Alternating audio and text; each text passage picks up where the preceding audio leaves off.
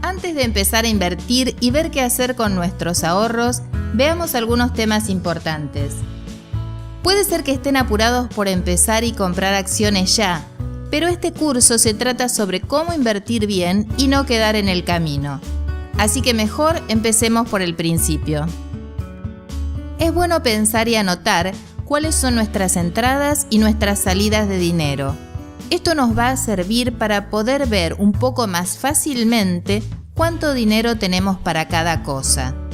Primero, sumemos los ingresos que tenemos mes a mes, como por ejemplo nuestro sueldo o la renta de algún inmueble que tengamos en alquiler.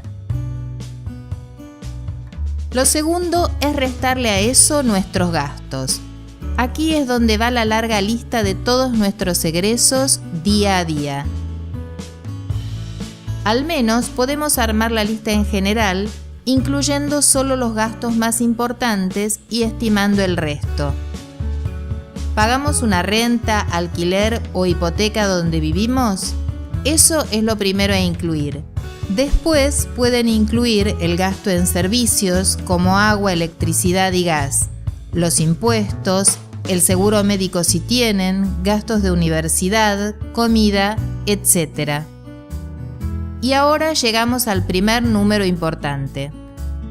Muchos seguramente ya lo sabrán o tendrán una idea de cuánto es, pero es bueno hacer el ejercicio para poder proyectar y planificar. Realizar las cuentas en Excel o algún programa similar es buena costumbre porque nos permite planificar más fácilmente. Ese ahorro mensual que calculamos al restar los egresos de los ingresos va a tener más de un objetivo. El primero seguramente serán los gastos estacionales o extraordinarios que tengan, como vacaciones, renovar la casa o comprar un auto.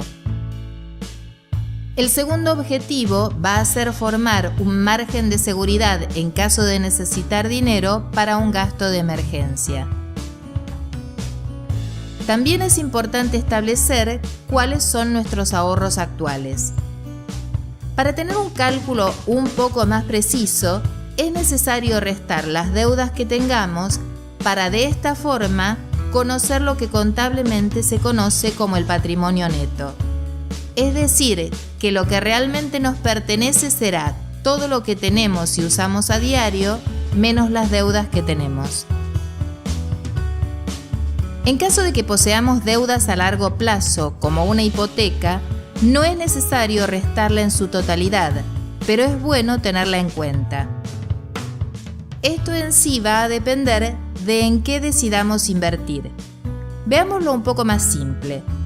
Si tengo que pagar una deuda importante en un año, como un préstamo por ejemplo, voy a tener que tenerlo en cuenta para estar seguro de disponer del dinero invertido en ese momento.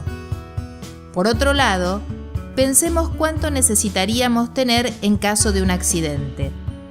Supongamos que tenemos un trabajo fijo y que, por cómo es el mercado, necesitaríamos unos 3 a 4 meses en conseguir otro trabajo si nos despidieran. Sabiendo nuestros gastos mensuales, podemos hacer una aproximación de cuánto dinero necesitaríamos si perdiésemos el empleo. Una vez que hicimos las cuentas y sabemos un poco mejor dónde estamos parados, debemos dividir lo que tenemos en al menos 2 partes. Un fondo de cobertura que nos servirá como auxilio en caso de tener algún problema y un fondo de inversión que tendremos para usar libremente. El primero de los dos es en particular para el corto y mediano plazo. Esto es porque siempre existe la posibilidad de retirar nuestra inversión cuando la necesitemos. Si, por ejemplo, le presto mis ahorros a un amigo para que haga un negocio por un año, entonces debería tener un fondo de cobertura más o menos por todo ese tiempo. Claro que no es una ciencia exacta, ya que depende de mi posibilidad de sacar un préstamo o de la posibilidad de retirar el dinero antes de tiempo de ese negocio. En este caso, es difícil dar un ejemplo, ya que cada uno deseará asumir diferentes niveles de riesgo e invertir más o menos de acuerdo a su situación particular. Ahora entremos en el primer concepto de finanzas, la llamada liquidez.